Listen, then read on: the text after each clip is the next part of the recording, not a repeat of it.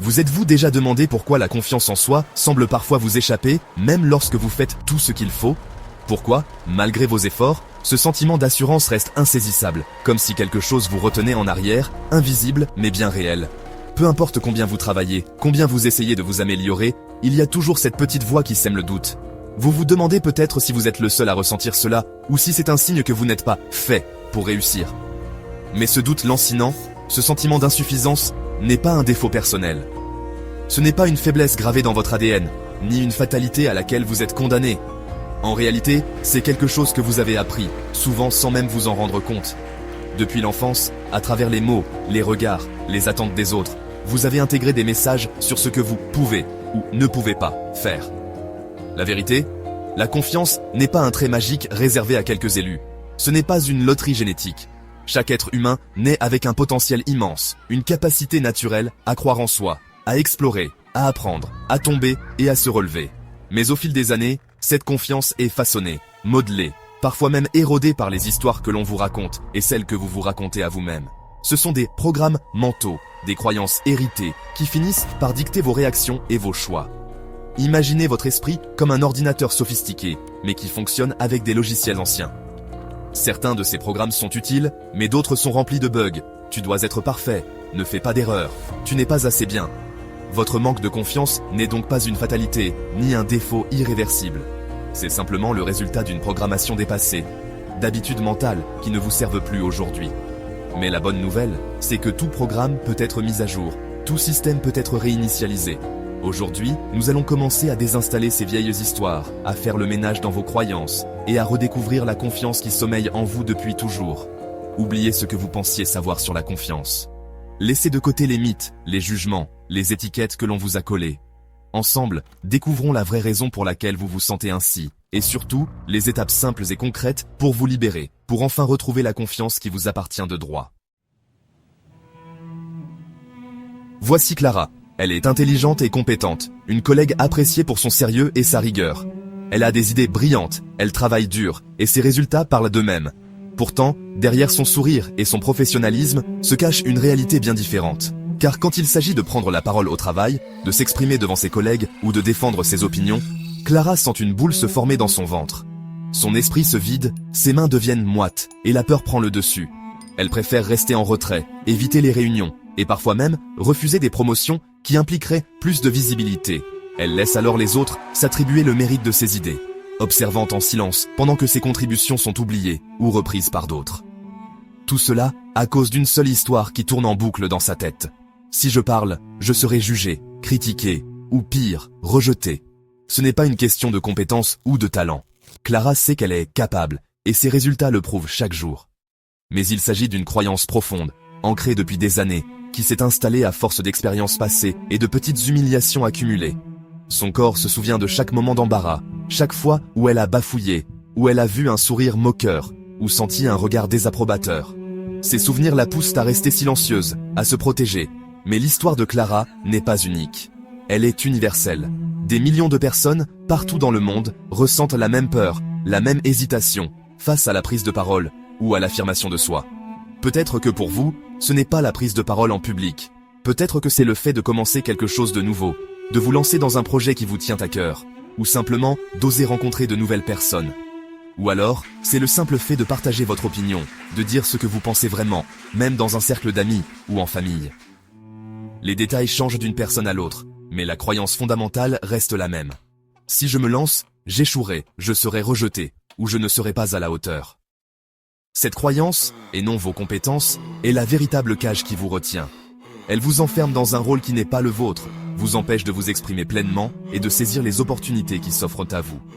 Mais il est important de se rappeler que les croyances ne sont que des histoires que l'on se raconte. Et comme toutes les histoires, elles peuvent être réécrites, transformées et adaptées à la réalité que vous souhaitez créer. Vous n'êtes pas seul dans cette situation. Beaucoup traversent les mêmes doutes, les mêmes peurs, et il existe des moyens de s'en libérer, étape par étape, avec le soutien des autres. Ensemble, nous allons apprendre à reconnaître ces histoires, à les remettre en question, et à nous libérer pour enfin oser prendre la parole et occuper la place qui nous revient. D'où viennent ces histoires limitantes? Pas à la naissance. Les bébés ne se soucient pas de ce que les autres pensent. Le doute est appris, superposé par les parents, les enseignants et les premières expériences. Un seul moment d'embarras peut planter une règle. Reste silencieux pour rester en sécurité. Avec le temps, chaque revers semble confirmer cette règle, rendant plus difficile d'essayer de nouvelles choses. La société en rajoute, nous disant que nous devons être parfaits, nous comparant à des normes impossibles.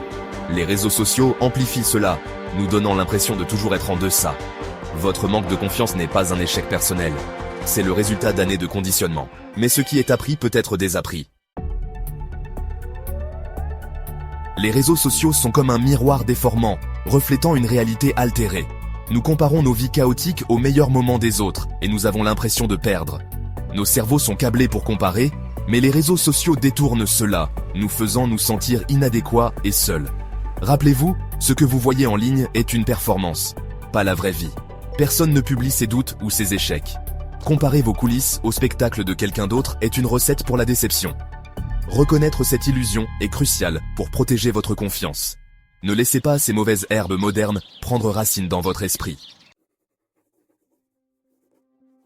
Une fois que vous pouvez observer votre critique intérieure, il est temps de le défier, une croyance à la fois. Ce processus demande de la patience et de la bienveillance envers soi-même.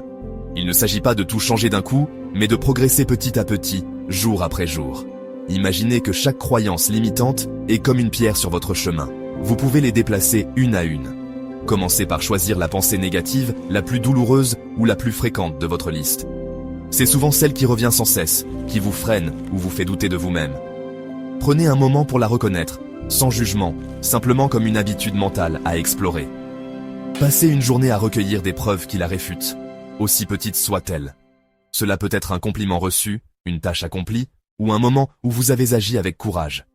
Même les plus petits exemples comptent, car ils s'accumulent et commencent à éroder la force de la croyance négative. Avez-vous fait quelque chose de bien, même si c'est minuscule? Notez-le. Chaque réussite, chaque effort, chaque geste positif est une preuve que la croyance limitante n'est pas une vérité absolue. Plus vous enregistrez ces moments, plus votre perspective commence à changer. Ensuite, créez une nouvelle croyance réaliste pour remplacer l'ancienne. Cette nouvelle pensée doit être crédible pour vous, quelque chose que vous pouvez accepter et répéter sans résistance intérieure. Elle doit vous encourager à avancer, même si ce n'est qu'un petit pas.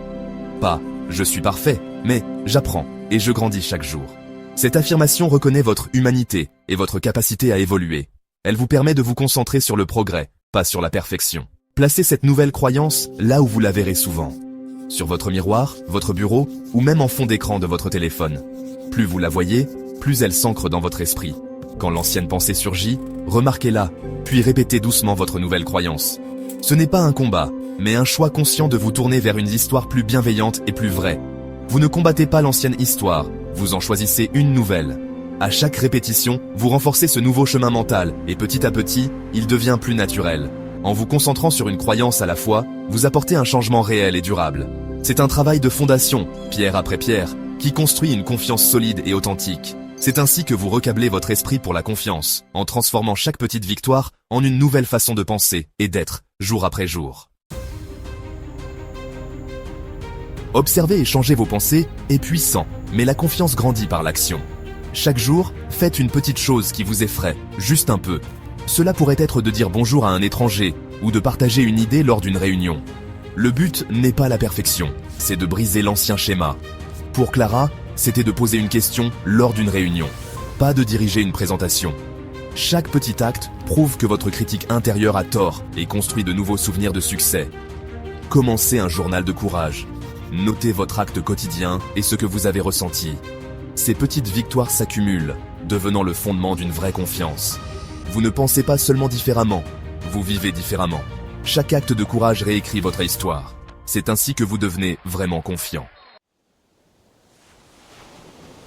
Aujourd'hui, vous avez appris que la confiance n'est pas un trait, c'est une compétence, façonnée par des histoires que vous pouvez changer. Vous êtes le jardinier de votre esprit, capable d'arracher les mauvaises herbes et de cultiver les forces. Les 3 étapes. Observez votre critique intérieure, remplacez doucement une croyance à la fois et agissez avec courage chaque jour. Ce n'est pas une solution rapide, mais une pratique constante qui construit une confiance inébranlable. Votre voyage ne fait que commencer. Dans notre prochain épisode, nous plongerons plus profondément dans les racines des croyances toxiques et comment les déraciner pour de bon. Abonnez-vous pour continuer à renforcer votre confiance, étape par étape. Le chemin pour devenir votre vrai moi commence maintenant, par un petit pas.